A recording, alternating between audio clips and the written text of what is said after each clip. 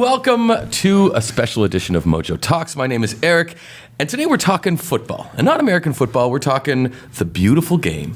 We're talking footy, we're talking soccer, because it's World Cup fever all over the world, for that matter. And so we've assembled an esteemed panel over here. We have Danny Payne, radio DJ, PR man, voiceover artist, and huge football fan. How you doing, Danny? I'm very well, thank you, Eric. How are you doing? I'm good, thank you for joining us. We also have Paul Desbaillets, who is the founder of the Goal Initiative, a very cool soccer-oriented charity event. How you doing, Paul? Very well, thanks for having me. And we have Ashkan Karbasfrooshan, who's the founder and CEO of WatchMojo, and he happens to have a lot of opinions about soccer, football. You've been away for a while, and I've been following your posts on social media. You're quite the opinionated man when it comes to soccer. Just soccer, just football. Right, exactly. Just that. So your team is out.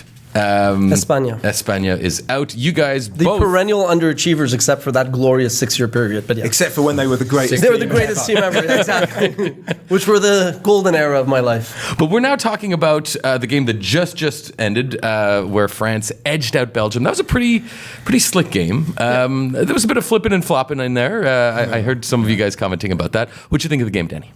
I tell you what, this was a local derby, right? In international football, you won't get a more local derby than France-Belgium. Shared language, shared border. Yeah. Belgium used to be a part of France, and it was played like that as well, right? Oh yeah, you find. You know, there was no quarter asked. It was tight. There was a few moments of fancy trickery, but it was mainly get tough. The job done. It was physical. No, you're absolutely right. You're absolutely right. It was an interesting game. It didn't have the pizzazz that what you're talking about. There's a lot of undertones. There's a lot of different things that are sort of when specifically these two meet, and they don't meet very often, and not in something with such heavy undertones. Whoever wins is on to the final. I mean, it's fantastic. Stakes is high. Stakes are high. But you're wearing. Yeah. Okay. Well, this is.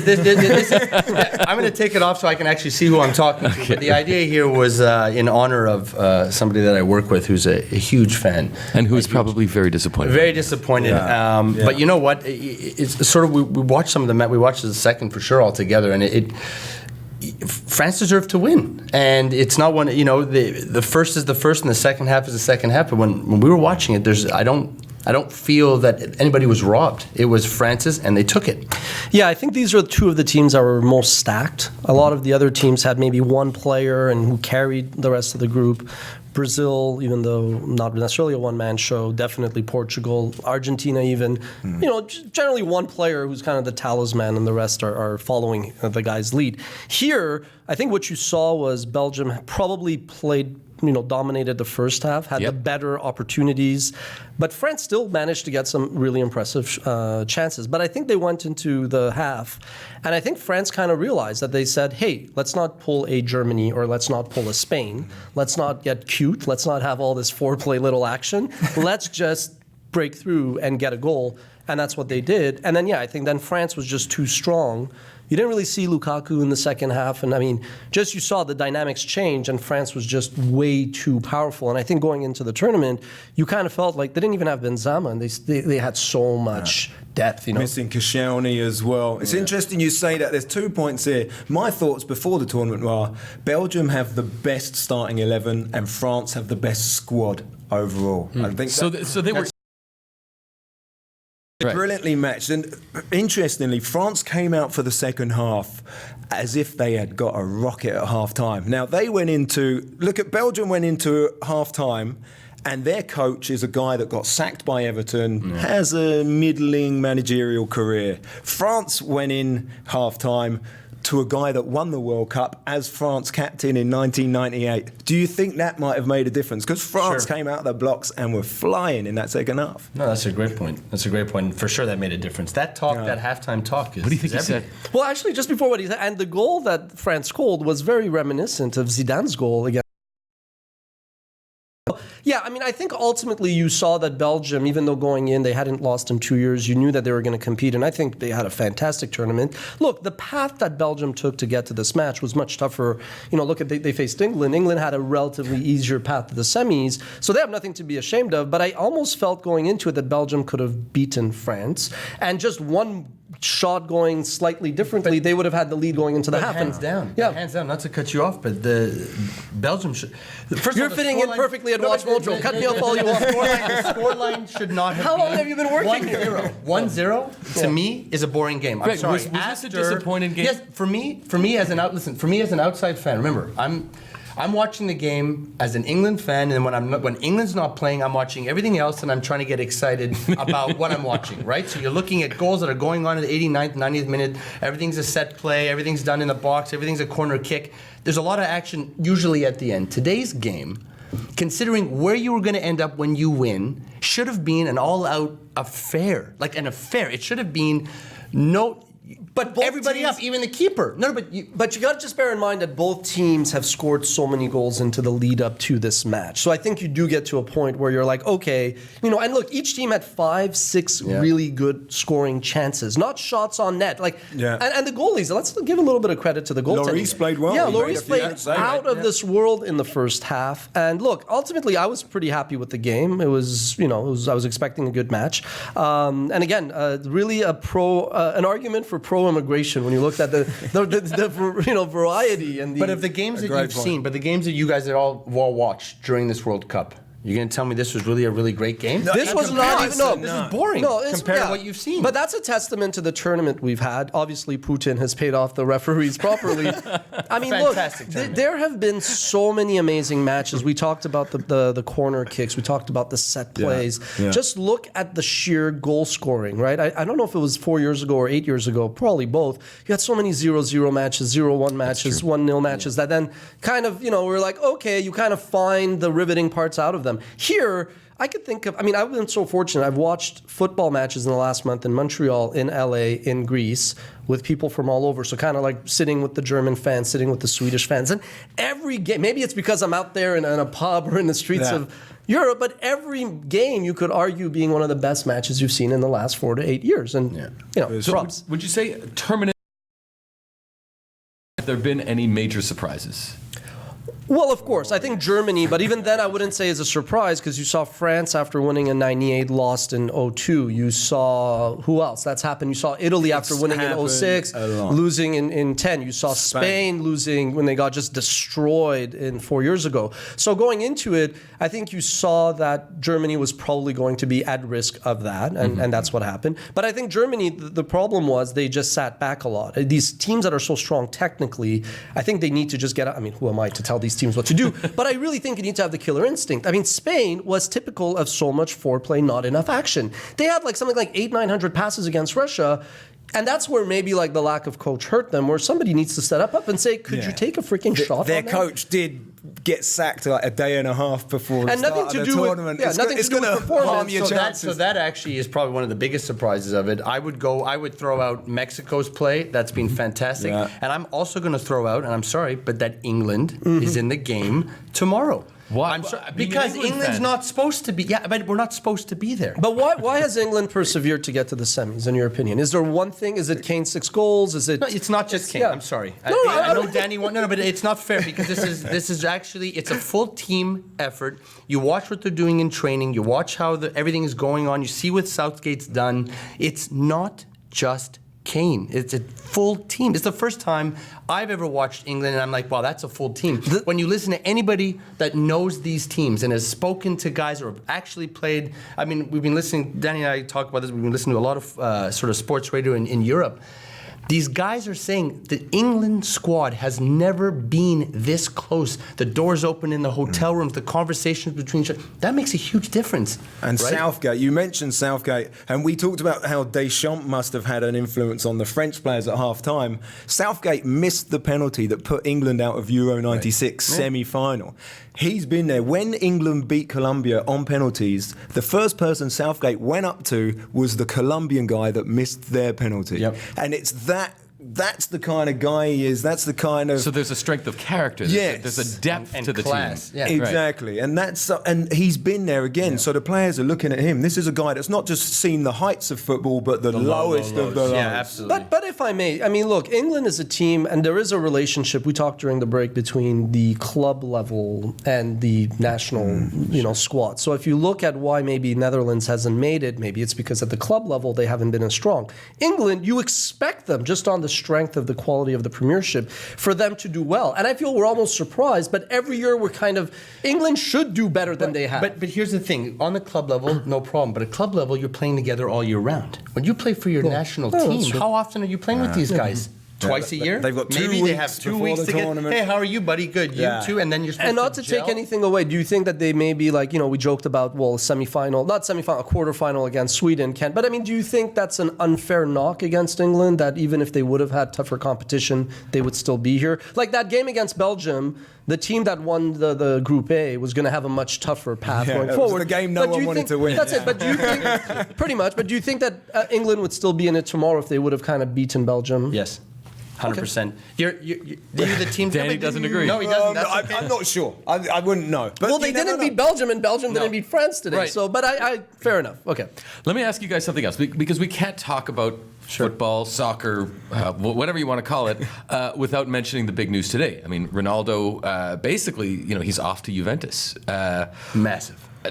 Is this, speaking of surprises, is this a massive shock? And do you think, his tenure at Real Madrid, was that the greatest of all time? He was absolutely brilliant. To me, the greatest player ever is Argentinian. And not called Leo Messi.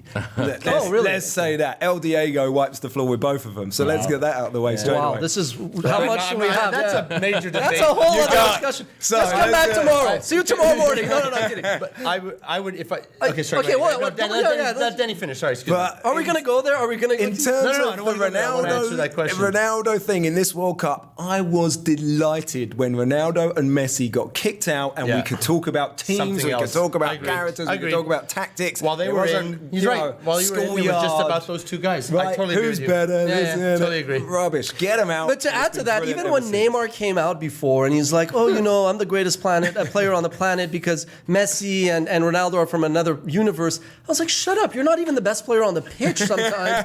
What are you talking? Just play well.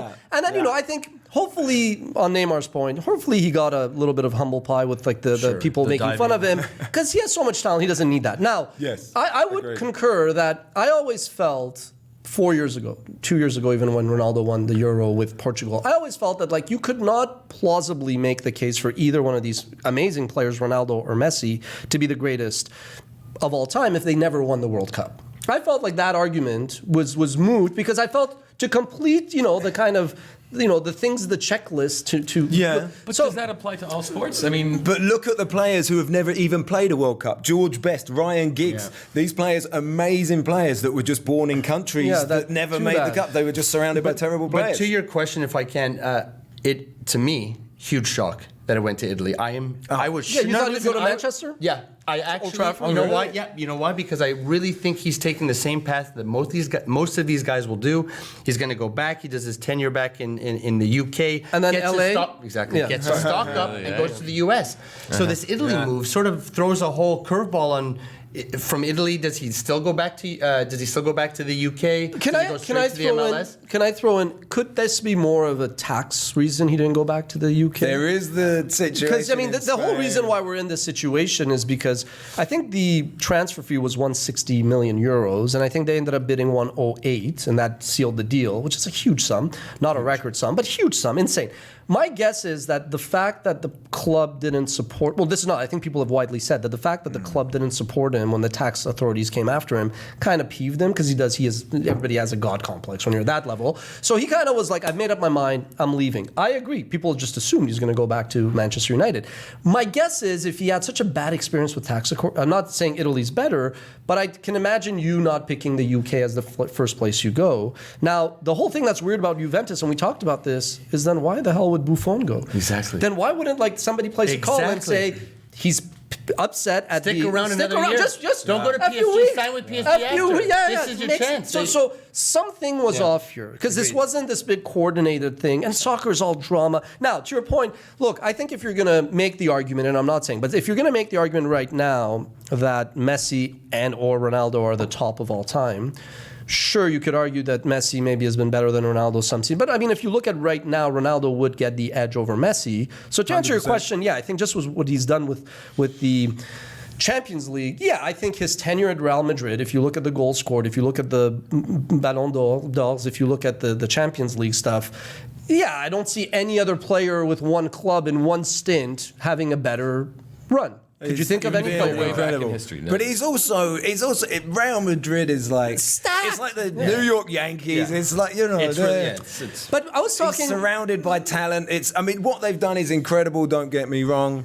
But yeah, and it's been an amazing run, and I love Ronaldo, I love Messi. I just love watching them. I think they're incredible. They are stacked, but I will say, not to take anything away from Messi, I think the work that Xavi and Iniesta did at Barcelona, doing a little bit more of the dirty work, helped Messi a bit more than the supporting staff that Ronaldo had at Real Madrid. Ronaldo probably had bigger superstars, but I think were they supporting? that's or were it. They superstars They were. on That's their the own? thing. They needed their own support as well. Exactly. So I think The Harlem yeah. Globetrotters. Yeah. Too many guys and too much talent. Let me ask you also about the tournament. I'm having a problem with that word. The tournament in general this year. Russia as the hosts. Did they?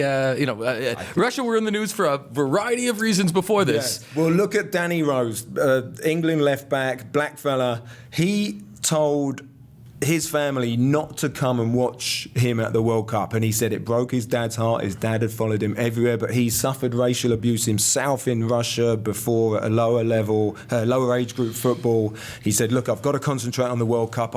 If you come, I'm going to be worried for your safety. It was this kind of level. It wasn't just sort of Chinese whispers, kind of, rumours flying around. It was hard evidence. There's LGBTQ fans were told no public displays of affection.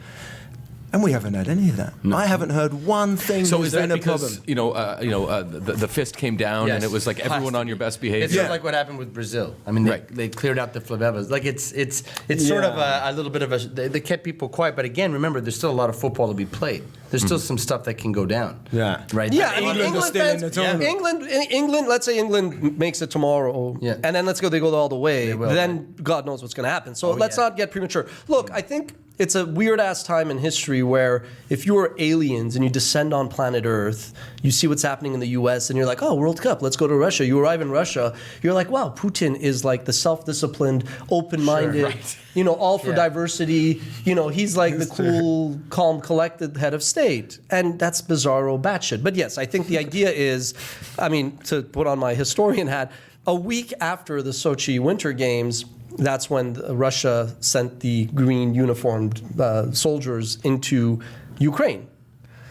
So they kind of waited, distraction. People are still partying about Sochi, and oh look, Ukraine has been Crimea has been annexed. So if you actually talk to people, you're like, hey, it's kind of weird. It's been very calm. They're like, it's a calm before the storm. They are assuming. I hope my comrade does not make me disappear for saying this. There is this whisper talk that, okay, soccer is the center stage, but in a week or two, there's going to be something that's going to happen when we are all distracted. Well, time for more distraction. Tomorrow is another big game. What are our predictions? I'm going with 3-1 England. Wow. I'm going all out. Wow. Look. They got What if Croatia pulls it out? So they do, but they're not going to. Listen, but if you follow a team, right? You're with the team or you're not. No, yeah, he's got. So what am I going to say?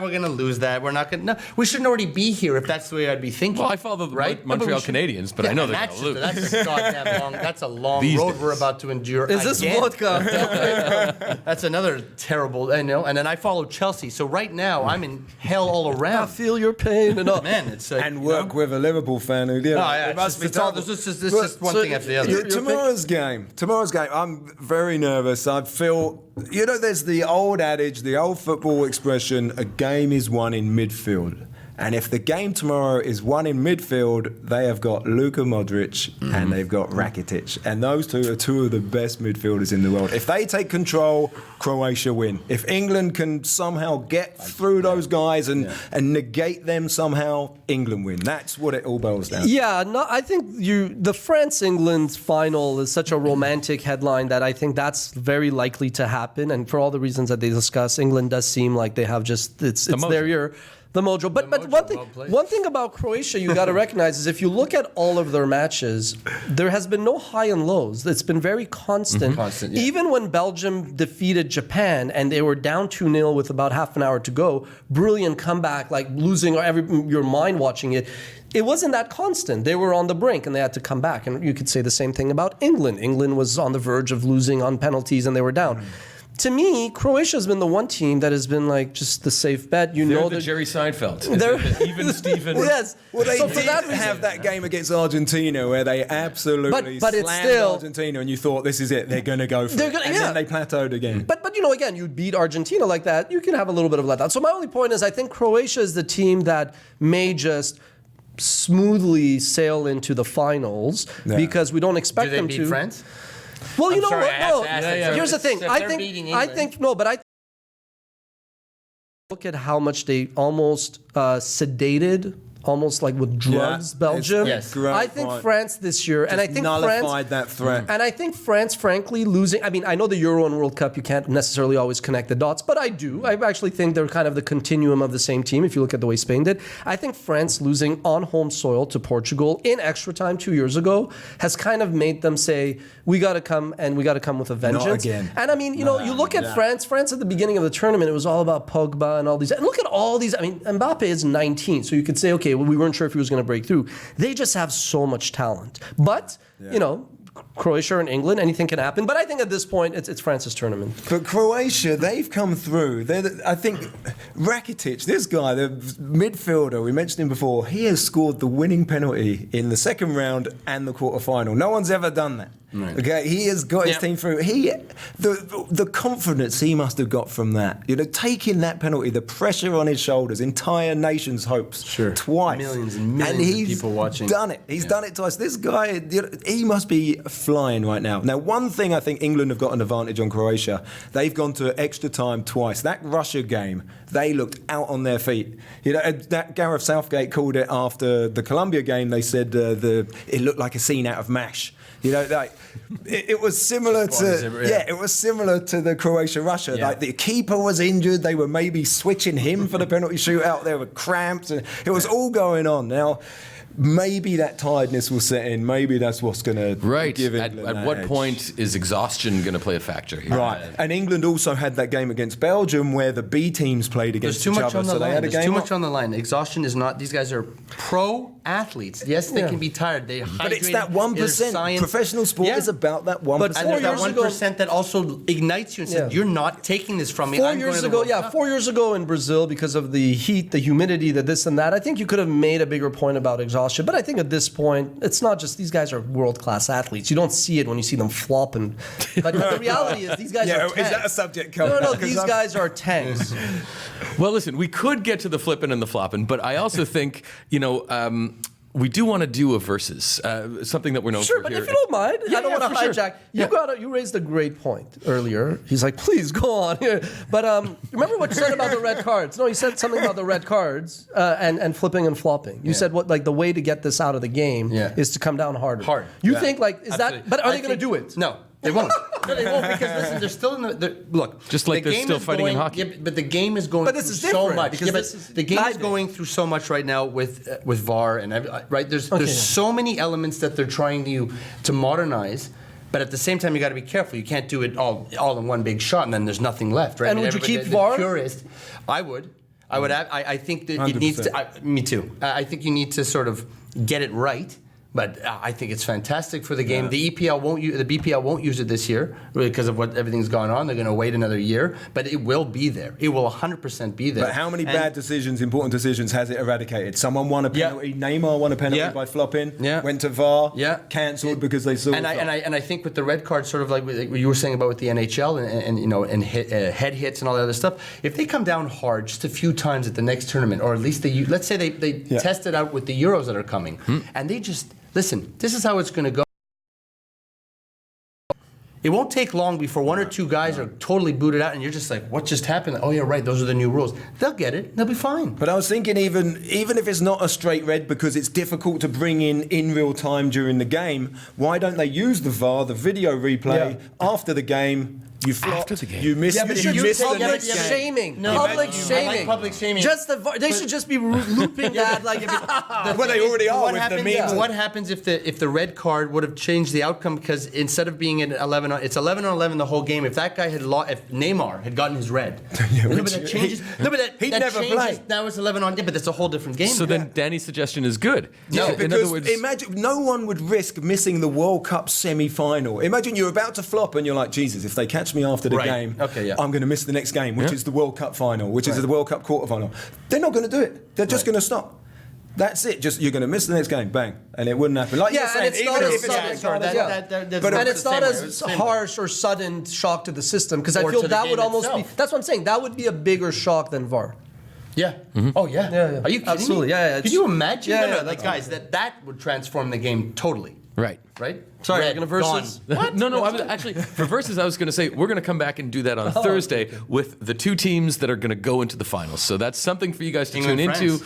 Well, Sorry, man. You just jinxed them right there. No, I didn't. Please. I didn't. well, it'll be interesting to see. Thank you guys for joining us. This was a fascinating conversation. We'll do more of this. We'll do a versus, and let us know what you guys think in the comments because people around the world have a lot of things to say. Go England, I guess. Yeah, for sure. Go For sure. España, Yes, and course. go everyone else. Thanks a lot. See you guys later. Fantastic. All right. That was a